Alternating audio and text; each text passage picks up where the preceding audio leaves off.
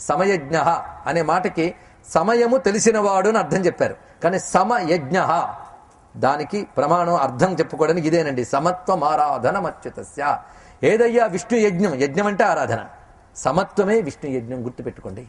పూజలు పునస్కారాలు కావని కాదు, వాటి వల్ల రావలసిన స్థితి ఇది. ఏమిటి? సమత్వ దృష్టి.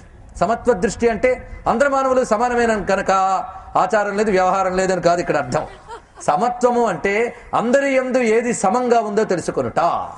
ఒకరు పొట్టి, ఒకరు పొడుగు, ఒకరు నలుపు, ఒకరు తెలుపు, ఒకరు స్త్రీ, ఒకరు పురుషుడు, ఒకడు విప్రుడు, ఒకడు శూద్రుడు, ఒకడు పండితుడు, ఒకడు మూర్ఖుడు, ఒకడు సంపన్నుడు, ఒకడు పేద. ఎక్కడైనా సమత్వం ఉందా అండి? మరి సమత్వం ఉండాలి, సమత్వం ఉందని అంటారే అంటే సమం అంటే ఏమిటో తెలుసుకోండి. ఇక్కడ మళ్ళీ గీతే ప్రమాణం.